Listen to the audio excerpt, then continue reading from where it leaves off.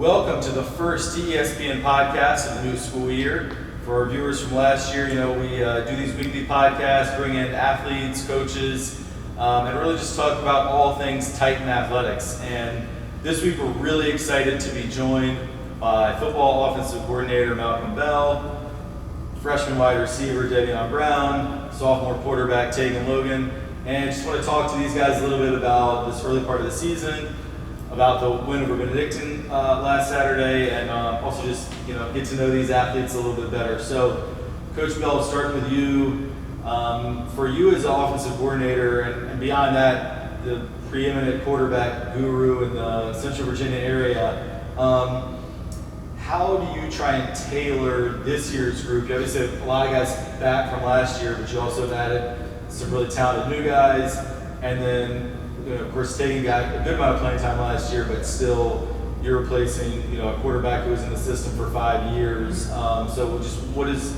this early season been like for you? I think throughout the summer, just trying to figure out what Taegan is comfortable with throwing, concepts that he's seen last year, things he had success with, and then bringing them to this year.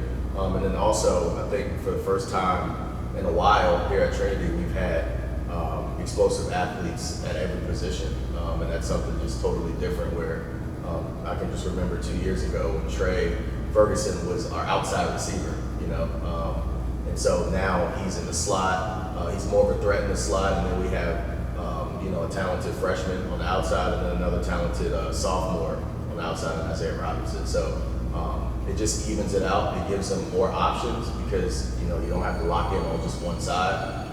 He can trust everybody. So it's been an adjustment, but he's built for it.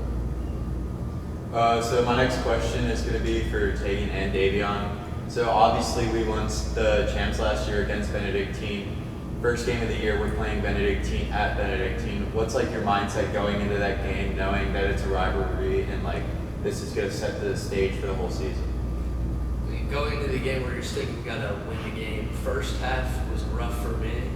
I didn't play a good first half, but in halftime I really just had to get it together. We were just talking about making one play at a time and just going down the field, getting a score, and just being able to get through the game with a win. Like you said, going to the game with a win at any feeling mindset, win at any cost. Going to the game, bad first half, back close to it, scrimmage first half. Second half we came in prepared, ready to win. Yeah, and didn't introduce my bad at the beginning, but Nathaniel Milligan has been part of TESPN since the beginning, but this is his first time on this side of the camera, I think, with the podcast. So he's a senior and a great member of the swim team as well. So Taegan, I know I actually asked you about this in class a couple weeks ago, but for the viewers of our podcast and our video here, just wanted you to talk a little bit about the lessons that you got from being Jack Toscano's understudy these last couple of years, and now he's obviously moved on playing at William and Mary. And what did you really gain from playing behind a Division I quarterback? I think that I've gained a lot from him. I would be able to ask him a lot of questions if I had anything. I could go to him, then just learning what to do on the field. He just had he was extremely competitive, so that's probably the main thing. He just never wanted to lose, and he just had that over everybody. So that's just one thing that really I got from him. Yeah, just to follow that up for you, Coach Bell, having worked with both Jack and Taegan so much. To me, the obvious difference seems to be, Jack is extremely emotional. Sometimes you need to rein that in. Taegan seems very chill and even keel, and maybe sometimes you gotta light a fire. Yeah. But what's for you the big differences, and what's exciting about working with different personality types? I think starting off, they were kind of the same. So when Jack was in 8th grade, he wasn't outspoken. He wasn't super confident. And I think when he got that first start in 10th grade year, he started to find himself a little bit more. And then that's when his sense of urgency kind of showed a lot. So, he was a guy where I had to calm down majority of the time. And for him, midway through the first half, I'm like, pick it up. So I think it's just differences in personalities. I think he's a kid that, he doesn't have to talk much, but I know he's listening exactly what I'm saying. And so that's a really good thing. But now I just need him to be the leader that Jack was in his senior year. just pushing everybody, being super competitive, and giving off that mindset that we're not going to lose at all. And I think he kind of came into his own against Benedictine in the second half. No doubt. Same thing in history class. Doesn't say much, but I can tell this. So I have a question for Davion. This is your first year at Trinity, new school. How would you say like your relationship with the team? Like, have you been able to get close with them, and has that like affected how you're playing throughout the season? Yeah, my first day here, they came to treat me like family. Brought me in, everything like family.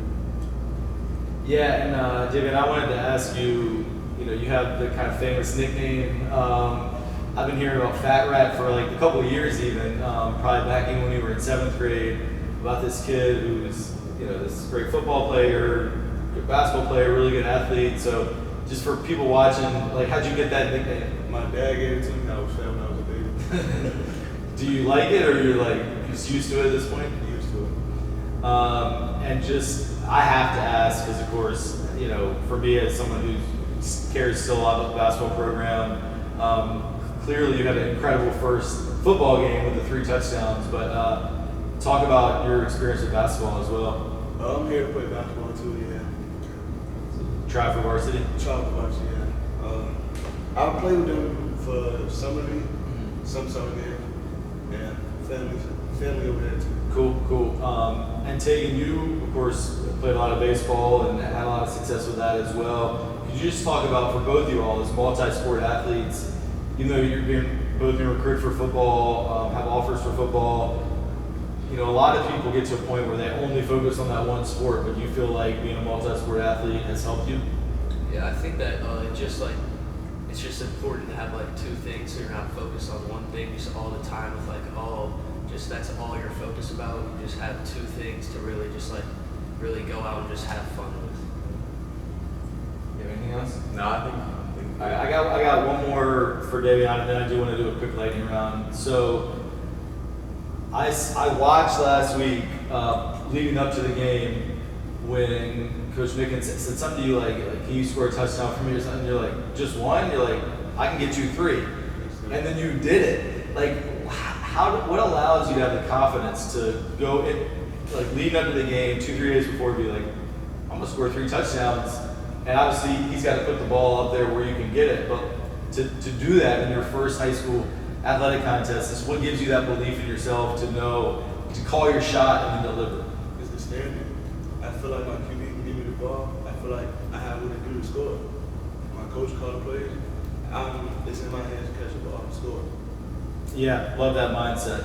All right, let's finish this off with a quick lightning round and just ask you quick questions, and then just kind of give the first answer that pops to your mind. So we'll go Coach Bell, Davion, Taegan down the line. So favorite NFL team? Commanders. Eagles. Ravens. Your favorite pregame meal? It's not a meal. I have a drink though. Americano. Pineapple with body on. I don't really have one, to be honest. I just eat whatever.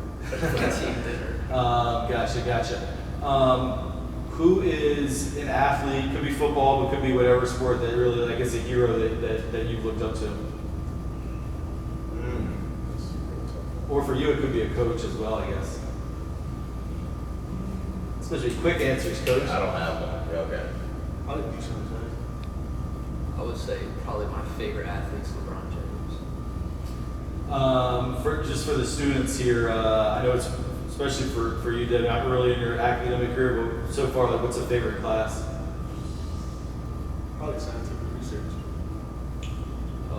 This year, I would say history.